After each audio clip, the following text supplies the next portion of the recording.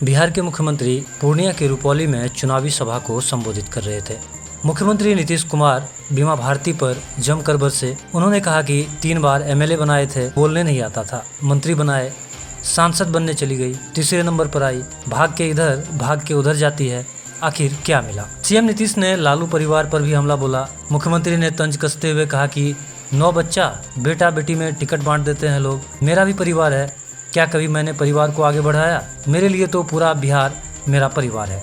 आगे सीएम नीतीश कुमार ने कहा कि मैंने तो उन्हें एक मौका भी दिया मगर गड़बड़ करने लगे, मैं क्या करता, मैंने भी साथ छोड़ दिया। सीएम ने कहा कि हमने 22 लाख नौकरी दी, 12 लाख से अधिक युवाओं को नौकरी देने वाले हैं। हमने महिलाओं को सशक्त बनाने का काम किया, महिलाओं को स्वयं सहायता समूह से जोड़ा और वही महिलाएं जीविका दीदी कहलाई। अब हम लोग आजीविका करने जा रहे हैं, 1.5 करोड़ से अधिक महिलाओं को इससे जोड़ा जाएगा। उन्होंने अपने विकास कार्यों को भी गिनाया। रुपौली विधानसभा सीट के लिए 10 जुलाई को उपचुनाव होना है। इस सीट से जदयू ने कलाधर मंडल को चुनावी मैदान में उतारा है। टक्कर में रुपौली से 5 बार विधायक रही राजद प्रत्याशी बीमा भारती और निर्दलीय प्रत्याशी शंकर सिंह है। आइए सुनते हैं मुख्यमंत्री नीतीश कुमार ने और क्या कुछ कहा। और यही मैं अनुरोध करने आया हूं कि भाई यहाँ पर उपचुनाव हो रहा है रुपौली विधानसभा का, तो यहाँ पर जो हमने आग्रह किया है कि आप निश्चित रूप आप जिसको लगातार हम बनवा रहे थे रुपौली से, 3 बार वो बन गई थी और इसी बार हम लोगों को छोड़ करके भाग गई एमपी बनने के लिए।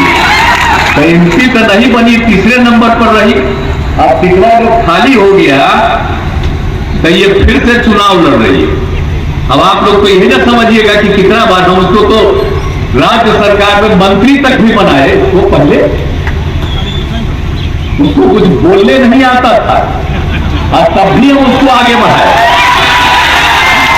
इतना हम सबको इज्जत देते रहे। देखिए, हमको कोई छोड़ के भागता है तो गड़बड़े नंबर। आप जानते ना हैं, हम लोगों का तो आप जानते हैं, और इलाज के लिए की कोई व्यवस्था नहीं थी, तो हम लोगों ने प्राथमिक स्वास्थ्य केंद्र में डॉक्टर, मुफ्त दवा, जांच की सुविधा की। 2005 में क्या होता था उसके पहले प्राथमिक स्वास्थ्य केंद्र में हम तो बराबर आप लोगों को बता देते हैं, 1 महीना में 29 मरीज आते थे। और जब हम लोगों ने उस क्षेत्र में काम किया तो 1 महीना में 11,000 से ज्यादा उसमें जाता है इलाज करने।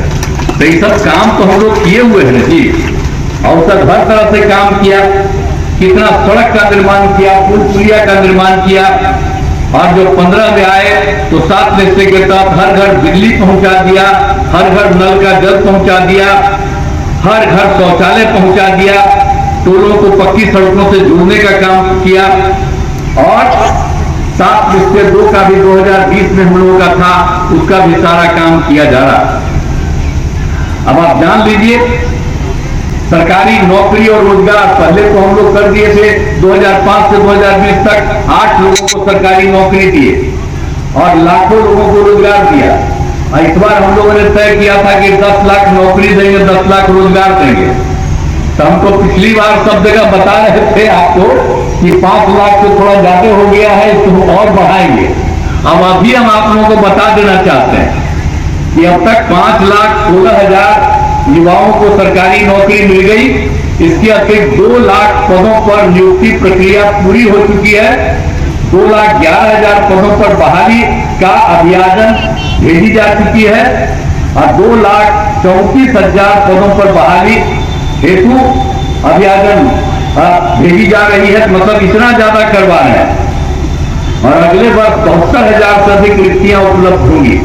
तो जो हम लोग 10 लाख नौकरी की बात किए थे, आप समझ लीजिए कि पिछली बार जो हम लोग का चुनाव के पहले आप समझ लीजिए 12,33,000 से भी ज्यादा नौकरी हम लोग उपलब्ध कराएंगे।